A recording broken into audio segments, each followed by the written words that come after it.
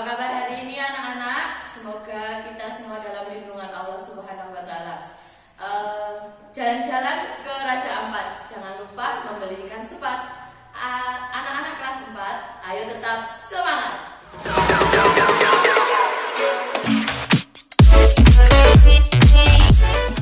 Yang pertama, Bu Nur akan menyampaikan tentang subtema 3 di tema 1 ini ya anak-anak, indahnya keberagaman, yang materi bahasa Indonesianya adalah tentang gagasan pendukung dan gagasan pokok ya, atau gagasan pokok dan gagasan pendukung.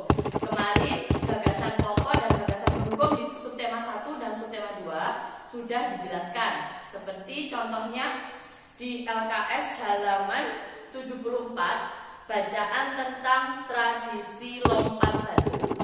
Fahumbo Sukumias. Itu kita bisa membukanya.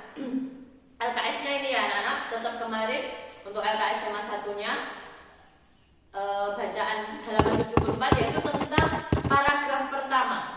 Sebelumnya gagasan pendukung, gagasan utama adalah inti dari kalimat tersebut atau kalimat inti di paragraf tersebut. Nah, yang kedua, gagasan pendukung adalah kalimat-kalimat yang mendukung kalimat inti di paragraf itu. Contohnya, untuk halaman 74 tadi, paragraf pertamanya adalah Nias dikenal luas di seluruh wilayah Indonesia dengan tradisi lompat batunya. Biasanya untuk kelas 4, pengenalan gagasan pokok dan gagasan pendukung itu, gagasan pokoknya terletak di kalimat paling depan. Nah, di kalimat paling depan. Nah, selanjutnya untuk tradisi lompat batu itu dikenal juga sebagai Fahumbo atau Huhambotu. Itu merupakan kalimat pendukung pertama. Kalimat pendukung keduanya adalah masyarakat di Pulau Nias, Sumatera Utara telah melakukan tradisi ini selama berabad-abad secara turun-temurun dan diwariskan dari generasi ke generasi. Nah, selanjutnya itu bisa dilakukan di paragraf 2, paragraf 3, dan paragraf 4. Jadi gagasan utamanya terletak di kalimat pertama ya anak-anak. Diingat kalau gagasan utama itu terletak di kalimat utama atau lebih dikenal dengan deduktif ya. Selanjutnya, karena kita banyak suku bangsa, kita banyak ras, kita memiliki 5, yang dikenal kita adalah beberapa agama. Yang pertama adalah Islam, Kristen, Katolik, Hindu, dan Buddha. Kita harusnya saling tolong-menolong. Jadi setiap tolong-menolong atau kerjasama itu tidak boleh membeda-bedakan. Misalnya, oh si Andi warna kulitnya hitam, si Cici warna kulitnya putih. Kita tidak bisa membeda-bedakan itu. Untuk kerjasama atau kerjasama di kelas, di lingkungan, di sekitar rumah, kalau rumah kita bisa menyebutnya RT ya, RW atau kelurahan, kita tidak bisa membeda-bedakan. Hari ini Bu Nurul memberikan contoh. Gambar yang pertama adalah bentuk kerjasama. Ya, bentuk kerjasamanya ini ada beberapa teman, kita bermain bersama. Ada yang rambutnya lurus, ada yang rambutnya ikal, ada yang berkerudung, ada yang tidak, ada jenis kelamin laki-laki dan perempuan. Kita tetap harus bekerja sama atau saling tolong-menolong. Yang kedua, gambar yang kedua, ini terlihat ibu-ibu yang sedang memberikan makan atau memberikan snack kepada temannya. Dia satunya berjilbab, beragama Islam, satunya ini kalau di gereja kita bisa menyebutkan suster atau apa itu. Dia saling tolong-menolong di sini.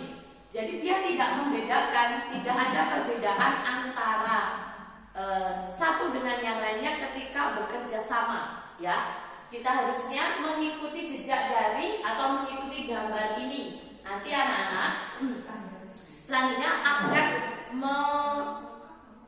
setiap harinya akan memberikan contoh kerjasama antara teman, antara orang tua atau orang tuanya ketika menolong atau bagaimana ya. Itu nanti bisa dilakukan setiap hari.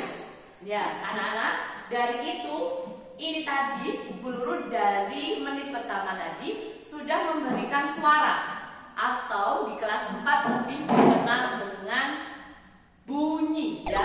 Bunyi itu berasal dari mana tuh anak-anak? Bunyi berasal dari getaran ya, getaran atau apapun yang digetarkan, benda yang digetarkan itu akan menimbulkan bunyi.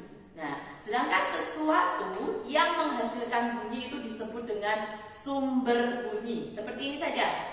Ringannya bunyi adalah ya, dia akan menghasilkan bunyi. Padahal itu hanya ketukan antara pensil dan spidol yang belum bawa. Nah, di subtema 3 ini bunyi adalah tentang pemantulan bunyi. Yang pertama, kita berada di ruang kosong seperti ini ya. Itu akan meneriakkan. Kita teriak sekencang-kencangnya di ruang kosong, itu akan menghasilkan bunyi. Bunyi yang ada di ruang kosong itu pasti kita dengarnya sama dengan bunyi aslinya. Nah, sedangkan bunyi yang sama dengan bunyi asli itu disebut dengan gaung, atau lebih tepatnya sampai biasa menyebutnya menggaung ya. Yang kedua adalah tentang menggema. Menggema. Loh ya, apa menggema itu? Menggema adalah bunyinya itu terdengar setelah bunyi aslinya. Jadi ketika Samen meneriakkan di atas pegunungan itu biasanya menyebutkan ah, gitu nanti. Yang di bawah pegunungan akan mendengarnya itu 2 kalinya.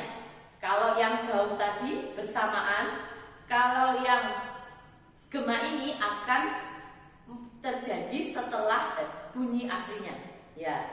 Yang selanjutnya adalah karena kita memiliki banyak keberagaman, banyak ras, banyak suku bangsa, agama yang tadi dulu sebutkan, itu juga akan mempengaruhi tentang makanan yang kita miliki. Makanan di Indonesia tradisional itu ada sangat banyak sekali anak-anak. Kalau di Kediri kita biasanya makan nasi pecel tumpang. Kalau di Jogja kita biasanya makan nasi gudeg. Kalau yang papeda itu dari mana? Yang biasa anak-anak jajan itu ya, itu berasal dari Papua. Tadi Bu Nurul memberikan satu gambar. Ini tentang kerak telur yang berasal dari Jakarta. Bu Nurul belum pernah makan sih anak-anak, tapi kalau di banyak ya di TV, di sekarang anak-anak tegalnya sudah YouTube, sudah apa, itu ada makanan kerak telur. Ini berasal dari telur dan tengahnya adalah bawang merah goreng ya. Nanti ditanyakan ibu, sudah pernah ibu atau ayahnya sudah pernah belum makan kerak telur? Yang jalan-jalan suka jalan-jalan ke Jakarta atau sudah pernah ke Jakarta nanti sudah bisa merasakan kerak telur. Tapi di jajanan kita sekarang sudah banyak ya yang jual kerak telur ya. Nah, banyak lagi makanan tradisional lainnya yang bisa sampean kenal melalui apapun, termasuk tidak perlu langsung mencicipi ya. Aduh, setelah ini ngajak ibunya kemana gitu. Nggak, tapi sekarang bisa di buku pelajaran ada, di YouTube ada, di Google ada, banyak cara mengetahuinya. Nah, yang terakhir adalah anak-anak tentang SPDP atau SDK kita di kelas 4 adalah tentang mengenal tari Bungong Jumpa. Nah, Bungong Jumpa itu berasal dari mana? Sudah kita pelajari di subtema 1 kemarin. Untuk yang subtema 3 ini adalah mengenal atau menampilkan tari Bungong Jumpa. Nanti Bu Nurul akan menampilkan sebuah video tentang tari Bungong Jumpa, atau anak-anak bisa mencari sendiri. Ini Bu Nurul akan memberikan contoh tentang formasi gerakannya. Jadi tari Bungong Jumpa memiliki 4 formasi gerakan ya. Yang pertama ada formasi A, yaitu formasi lurus atau jejer-jejer penarinya.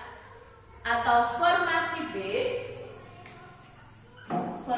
yaitu membentuk huruf V ya, membentuk huruf V ya. Ini jadi ada 1, 2, 3, 4, 5, 6, 7, 8 penari, dia membentuk huruf V.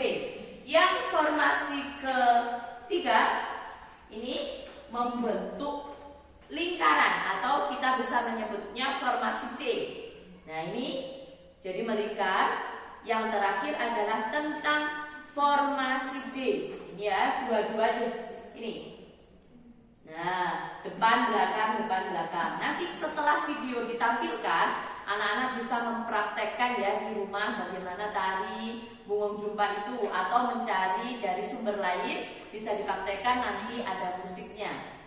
Nah, begitu anak-anak tentang sedikit penjelasan Nurul di subtema 3 dari pelajaran PKN tadi tentang bentuk kerjasama, bahasa Indonesia tentang gagasan utama dan gagasan pendukung, IPA bunyi, bunyi yang menggema dan menggaung tadi. Yang keempat adalah tentang makanan tradisional, contohnya tadi kerak telur. Yang kelima BSBDP-nya tentang tari Bungong Jumpa atau menampilkan tari Bungong Jumpa.